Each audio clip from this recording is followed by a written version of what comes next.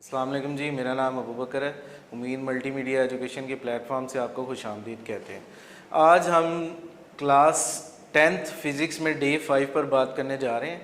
Topic हमारा waves है। Waves से रिलेटेड हम कुछ बातें करेंगे। वेव्स की मोशन और टाइप्स ऑफ वेव में आज लॉन्गिट्यूडनल वेव्स को डिस्कस किया जाएगा। वेव क्या होती है? वेव बेसिकली किसी भी मीडियम में डिस्टर्बेंस पैदा हो तो उसमें वेव्स बनती हैं।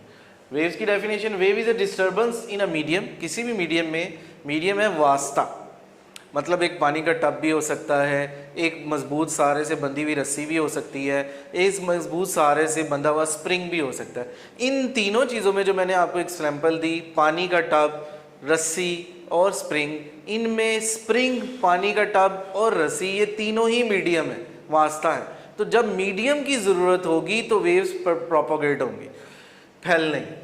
मीडियम में जो है वो वेव्स के जो पार्टिकल हैं, न सिर्फ वेव्स बनती हैं बल्कि जो जिन मीडियम में यानी वाटर है तो उसके पार्टिकल भी मूव करेंगे, तो वो भी आगे बैकवर्ड एंड फोर्थवर्ड मूव करेंगे, तो वो वाइब्रेट करते हैं अपनी मीन पोजीशन के गिर्द, तो वेव्स इस तरह प्रोड्यूस होती है।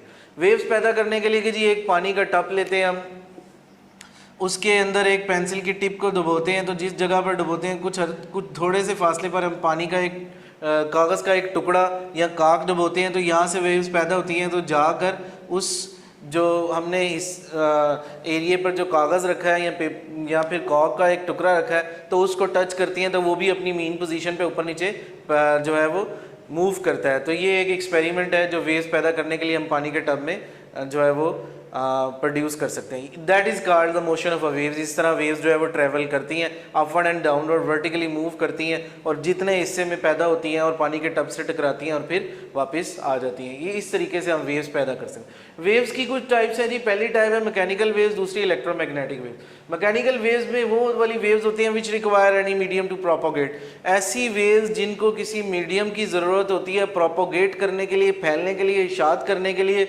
उनको हम मैकेनिकल वेव्स कहते हैं। मसलन वो बगैर मीडियम के पैदा नहीं हो सकती, जैसा कि स्प्रिंग में पैदा होने वाली वेव्स, जैसा कि रस्सी के टुकड़े में पैदा होने वाली वेव्स, बशर्ते कि वो मजबूत सहारे से बंधा हो या आपने उसे ग्रैप्स किया हो। वाटर वेव्स भी हो सकती हैं, क्योंकि वाटर एक मीडियम है जिस जगह पर आप वेव्स पैदा कर रहे हैं। अगली वेव्स की जो है वो टाइप है वो जी वो इलेक्ट्रोमैग्नेटिक वेव्स है। इलेक्ट्रोमैग्नेटिक वेव्स है which do not require any medium.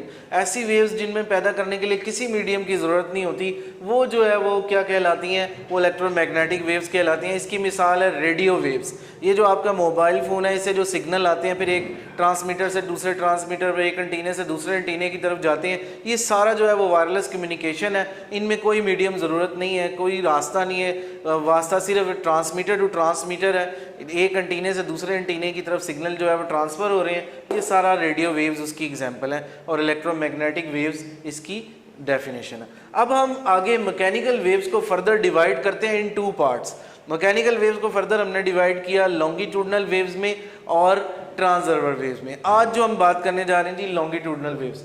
Longitudinal waves पैदा करने के लिए हमारे पास एक मजबूत सहारे से जो है वो एक स्प्रिंग को बांध दिया, और एक तरफ से हमने इसको ग्रैप्स कर लेना है। ग्रैप्स वन एंड होगा यूं कि मैकेनिकल लॉन्गिट्यूडनल वेव्स में हम डेफिनेशन पर बात करते हैं कि particle of the medium move backward and forward, यानी मीडियम के पार्टिकल आगे और पीछे मूव करेंगे along the propagation of the waves, जितने हिस्से में ये वेव बनेगी। ठीक है। अब मीडियम क्या है? हमारे पास एक स्प्रिंग है, ये मीडियम है, ये वास्ता है। इसके within that spring the waves produce the grasps one end of the spring, then push and pull. हम इसके एक सिरे को जो है वो पकड़ेंगे और फिर हम पुश एंड पुल करेंगे, तो सेम इसी सिनेरियो में इस तरह हम्स पैदा होंगे। ये जो हम्स पैदा हो रहे हैं ये स्प्रिंग के अंदर लचकदार स्लिंग की स्प्रिंग है, एक मजबूत सहारे से आपने उसे बांध दिया और एक सिरे से पकड़ लिया। तो तारीफ के मुताबिक इस स्प्रिंग में जो स्प्रिंग के पार्टिकल हैं वो आगे और पीछे मीन पोजीशन के गिर्द बैकवर्ड एंड फोर्थवर्ड हमारी वेव्स के अंदर ही जितने हिस्से में वेव्स बन रही है प्रोपोगेट कर रहे हैं। इसको समझने के लिए हमने एक एक्सपेरिमेंट किया, जिसकी हम मिसाल ले लें स्प्रिंग की। स्प्रिंग इसको मजबूत सहारे से बांध दिया जाता है, एक सिरे को आप पकड़ लेंगे और दूसरे सिरे को एक मजबूत सहारे से बांध देंगे। जैसे ही आपने उसे पुल करना है और पुश करना है ऊपर नीचे जो है वो उसके अंदर वेव्स बनना पैदा शुरू हो जाएंगी। अब जैसे स्प्रिंग के अंदर वेव्स बनेंगी तो particle of the medium of the spring भी प्रोपोगेट करेंगे, ठीक है। जब स्प्रिंग के लूप्स आपस में एक दूसरे के क्लोजर आ जाएं, यानी मूव करें और एक दूसरे के क्लोजर आ जाएं, तो उसको कंप्रेशन कहते हैं। कंप्रेशन मीन दबाव, यानी आप फोर्स लगाएं, फोर्स लगाने की वजह से स्प्रिंग के जो लूप्स हैं यानी जो रिंग ऑफ स्प्रिंग्स हैं are closer to each other, that is called compression. इसी तरह ये दोनों आपस में थोड़ा सा दूर चले जाएं, इसी तरह स्प्रिंग के जो रिंग है वो थोड़े से जो है वो आपस में एक दूसरे फर्दर अपार्ट हो जाएं, तो उसको रियरफेक्शन कहते हैं।